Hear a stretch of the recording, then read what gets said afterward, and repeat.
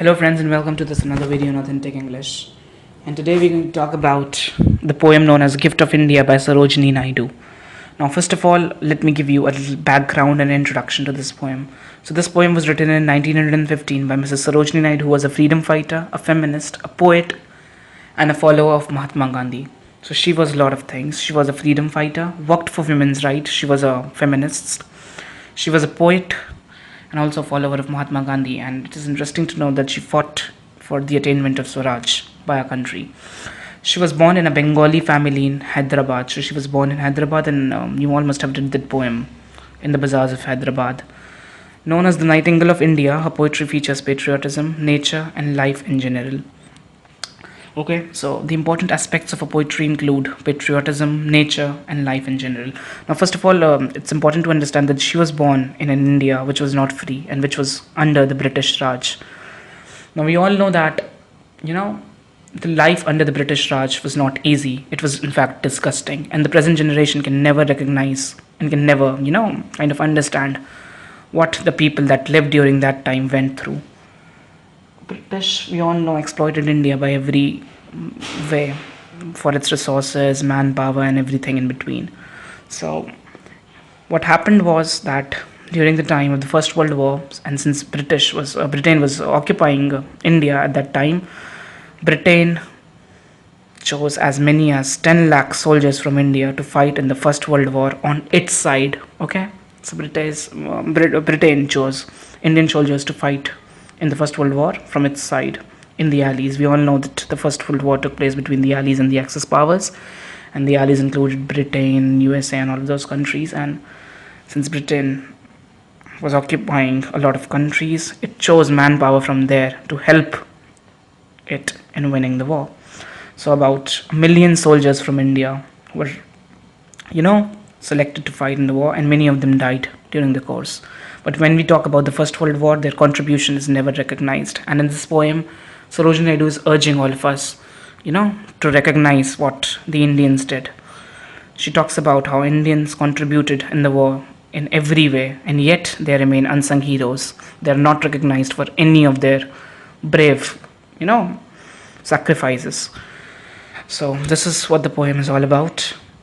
So one important thing that we need to recognize about this poetess is that she has the ideas of patriotism. However, since she was writing at the time when India was ruled by Britain, her writings cannot forcefully, exert the fact that the British is bad. She chooses, a modest path in which she gives out her ideas of freedom, liberty, and patriotism. She wants the freedom of her country. She does not want to remain under the British rule. However, she cannot explicitly say that. So her poetry also represents and highlights the conflicts between the East and the West. The East and the West had, dissimilar interests. Their interests lay in different directions. The East wanted something else and the West wanted something else, and that is the reason why Britishers were made to leave India in 1947. There were many revolts, 1857 revolt, Peasants' Revolt, and so many other revolts took place all throughout India, which ultimately led to the freedom of our country. So the East and the West had similar interests, and her poems kind of represent that, at least in some manner. So it's important to realize that what Sarojini Naidu writes has a sense of patriotism in it. She was a lover of her country and wanted freedom and the upliftment of all the people that lived in India. Okay, and she was born in a very aristocratic family, and she had access to the Britishers and all of the good stuff in general. Yet she must have been, saddened by the fact that other Indians were made to live such horrible lives during the time of the British Raj, during all that period of colonization and imperialism. Now, colonization and imperialism are two terms that are often used in literature and history also. So they both mean the same thing, that that powerful countries from typically the West occupied less powerful countries in the East, just like Britain occupied India, England occupied India. So that is what is known as colonization. India became a colony of the Britain, and that is what is meant by imperialism. Mrs. Naidu is still considered one of India's greatest 20th century poets. She wrote at a time when India was not free, typically, and she's considered as one of the most important 20th century poets in India. In the poem, Naidu discusses the contributions of the Indian soldiers in the First World War, for which they were never recognized in the vast history of the war. So the war has a vast history, but never in school textbooks or anywhere else do they mention the fact that soldiers from the colonies, and particularly from India, fought bravely and in large numbers in a war which was of someone else. It was not a war in which India was directly involved. It was a war of the other powerful countries in the world. But Britain chose Indian soldiers and then chose not to recognize their contributions in any manner. So this poem is a plea, to the world and to the colonizers in general to recognize what the Indian heroes did. The remained unsung heroes in this poem voices the immense struggle they went through when they were made to fight on the side of the Allies. Since India then was a colony of Britain, it is to be noted that more than 1 million Indian soldiers fought in the war and many of them lost their lives. So about 1 million, that is about 10 lakh Indian soldiers fought in the war and many of them died. This poem endeavors to pay a tribute to them for their miraculous work which has always been overlooked.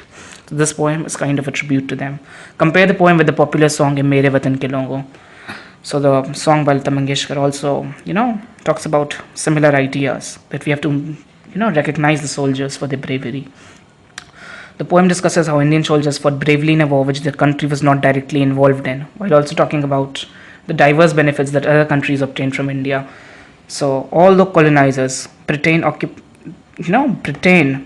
particularly Britain, it gathered so many benefits from India. It took away gold from India. India was once known as Sone ki Chidiya. We all know that, the golden bird. But it took away a lot of gold, so many sources of literature, so many food grains, and exploited India in every manner. It made India so poor that, we are still not able to completely become a developed country like them. They came in one of the richest countries of the world. And then, left it in a devastating condition when they left the country. So colonization, this period of colonization was very bad. The poem discusses how Indian soldiers fought bravely in a war which their country was not. We're also talking about the diverse benefits that other countries obtained from India. So they never recognized India for any of these benefits, whether it was the benefit of manpower or benefit of other resources. Her poem features the emotions of love, respect, sorrow, and anger all together. So all the powerful emotions can be found in a poem. Love for the motherland, respect for those soldiers, and sorrow that they are not recognized, and anger that they are not recognized. Her love for her country and patriotism can be seen all throughout this poem.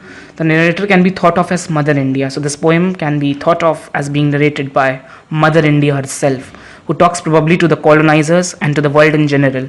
Okay? That talks especially to the British Raj, or in fact to the entire world, about what pain she and her sons have been through and how much she has lost, and that's what she laments for.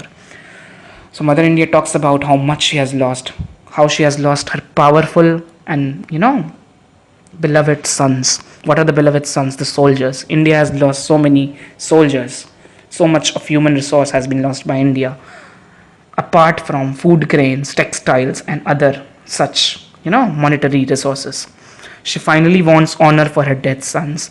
At the last of the poem, what we'll find is she wants honor for those dead soldiers. She'll ask that when the world is peaceful and everything is fine, and when you are going to pay tributes to all the soldiers who fought bravely in your war, do not forget the contribution that the Indian soldiers paid in it.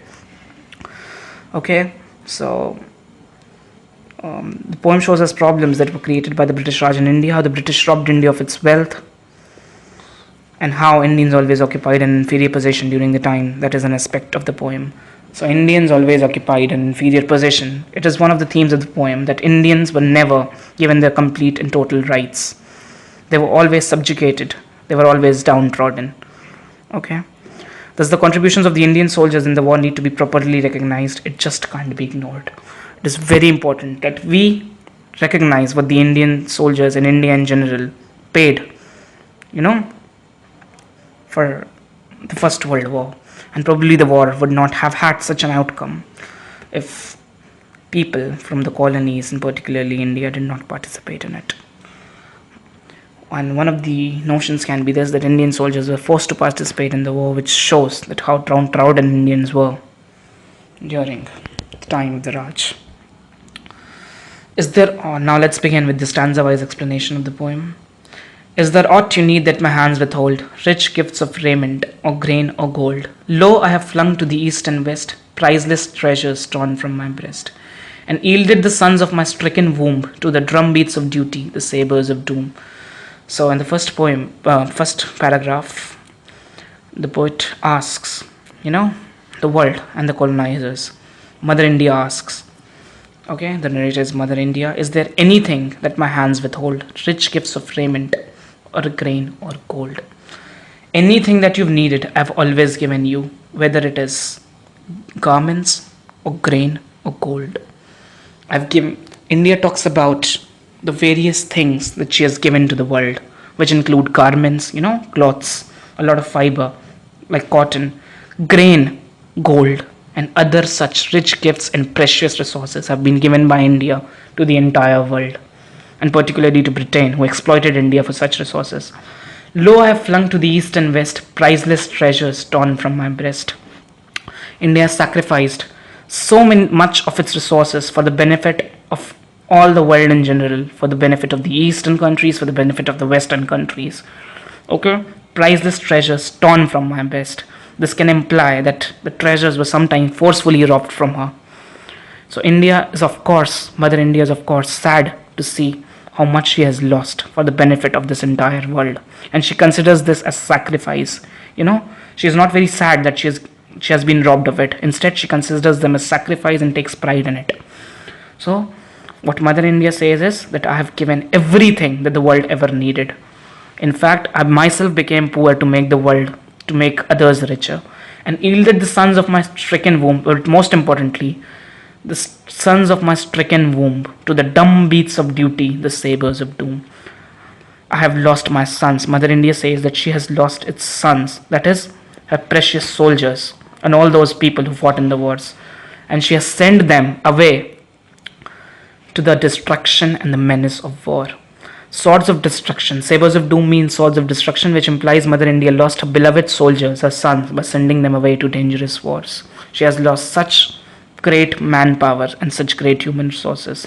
So, it's a reference to the First World War, wherein, as I told you earlier, a lot of Indian soldiers were sent to fight on the side of the Britishers. Okay? So sacrificed everything she had, all riches like gold, garments, and food grains, sent her beloved sons and all the riches everywhere in the world for the sake of the country's commitment. Is it not enough? Feeling of sorrow and anger. So there is of course a feeling of sorrow for what she has lost, and of course anger that in spite of doing all of this, she was never recognized as an important, factor that helped in shaping the World War as it was, particularly World War. India always remained committed. Since the Britishers were occupying India, Indian soldiers did not refuse their duty and went to the war because of their commitment. So India gave everything to the world that the world needed, but in return got nothing. And this is what is the cause of sorrow and anger for Mother India. Gathered like pearls in their alien graves, silent asleep by the Persian waves, scattered like shells on Egyptian sands, they lie with pale brows and brave, broken hands. They are strewn like blossoms, mown down by chance, on the blood-brown meadows of Flanders and France. Now, in this stanza, the poet talks about how the Indians lie in graves in foreign countries, very far apart from their motherlands. What happened was that Indian soldiers were sent to various countries like Persia, Egypt, etc. to fight the wars. And when they died there, they were buried there, so many miles away from their own motherland. They lie with pale brows and brave, broken hands. So their brows have become pale and their hands have become broken. All, kind of tell us about the destruction that there is in war. So this poem does not praise war in any way or says that war is great. Okay? We should remember that pro patria mori, whatever that line was. That poem, dulce et decorum est pro patria mori. That line is a lie. Okay? There is no glory in war. This poem is in no sense, encouraging war. In fact, it presents to us, although covetedly, the horrors of the war. They lie with pale brows and brave, broken hands. So their hands have been broken, or in fact, their bodies have been mutilated. But still, Since they lie dead, they lie dead bravely. Okay? Their heads are held up high. They are strewn like blossoms mown down by chance. They are spread like flowers over the surface of the earth. Okay? Flowers that have been uprooted accidentally, which implies that the soldiers did not deserve to die. But they were, because they were chosen to fight in the war in which someone else was involved. On the blood brown meadows of Flanders in France, they lie dead in various parts of the world. Laments the loss of lives of the soldiers who were sent to fight in faraway lands. Their bodies were buried in foreign lands. The soldiers are compared to scattered flowers lying on the ground by chance, which indicates that they didn't deserve death on the blood covered grasslands of Flanders in France. So, in the faraway countries, the soldiers are lying dead, and Mother India only can lament about it. But still, their contribution is never recognized. Can ye measure the grief of the tears I weep, or compass the woe of the watch I keep, or the pride that thrills through my heart's despair, and the hope that comforts the anguish of prayer? And the far sad glorious vision I see of the torn red banners of victory. Now in this stanza, Mother India openly talks about the grief and sorrow she feels. Okay? Mother India is extremely sad to witness the loss of her sons, says no one can understand the pain she feels. However, she is still proud of her brave sons. She still has hopes that her sons will return safely. She hopes to see the victory that will restore peace, but that glory would be sad since the sons will be lost. Optimistically tells us that sacrifices shall help us see a happier world in the future. So the stanza is clearly anti-war. Can you measure the grief of the tears I weep? So Mother India weeps the tears. Okay, Mother India is weeping because she will lose so many sons in the war, and she knows that. Or compass the woe of the watch I keep. What she is witnessing is, of course, damaging her eyesight. She is not happy to see what she is seeing. Or the pride that thrills through my heart's despair. Still, there is a pride. She has despair that she may lose her sons, but she has a pride. She is proud because she knows that her sons will help the world become a better place, and the hope that comforts the anguish of prayer. She has hope that maybe her sons will come back safely and the world will be a better place. But still, the sad part of it, that the sons can be lost, is never erased. And the far sad glorious vision I see of the torn red banners of victory. So this paragraph is, talking about a very anti-war idea, that war always brings sadness. It brings sadness to the soldiers, to their families. Mother India can be thought of as the mother of the soldiers who would feel the same way. The mothers of the soldiers who were sent to faraway wars, they might be worried about how their sons are doing. But still, they have this hope and this pride in their hearts that maybe because of their valor and because of their bravery, they might help the world become a better place. And the far sad glorious vision I see, the glorious vision she sees of happiness and of peace, is actually sad because she knows, that the soldiers will be lost, and that too lost in large numbers. And it is a fact that many of the soldiers who went to fight in the World War I died of the torn red banners of victory. Okay, so victory will come, but that would be sad because the soldiers will be dead, or maybe dead. But still, she has hope and she has optimism. She doesn't remain sad. She knows that whatever is happening for the good, and their bravery and their valor will never go, wasted. When the terror and the tumult of hate shall cease, and life be refashioned on anvils of peace, and your love shall offer memorial thanks to the comrades who fought in your dauntless ranks, and you honor the deeds of the deathless ones, remember the blood of thy martyred sons. So in the last stanza, the poet talks about what she expects. Okay, she talks about her expectations now, that after the war is over and after peace is restored, although in a very difficult manner, she wants that her sons, the soldiers, should be properly recognized for their valor, for their bravery, and for whatever they did, and for whatever duty they performed in the wars. When the terror and the tumult of hate shall cease, she clearly says that war is all about hatred. It's all about tumultuousness and all about terror. Okay, and when the war ends, when the terror and the tumult of hate shall cease. So it clearly echoes the idea that war is not good in any way and that war is bad. Now, tumult means a state of chaos and disorder. So we all know that what is there during war: tumult, chaos, terror, and hatred. So war is not about love. War is about hate and badness. And life be refashioned on anvils of peace. Now anvils are blocks on which metal can be hammered. So when life is restored, when death is over. Now death implies war. So when the war is over and when peace is restored, although in a very difficult manner, you can see that when the metal is beaten over these anvils, it takes a lot of force, a lot of effort to do that. So the restoring of peace will also take a lot of effort. Peace is not going to come easy after wars.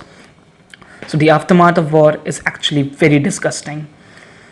When the war gets over, there is a lot of sorrow, lot of pain, and lot of problems. She knows that the peace will not come easy. But still, there will be a time when there is going to be peace and happiness.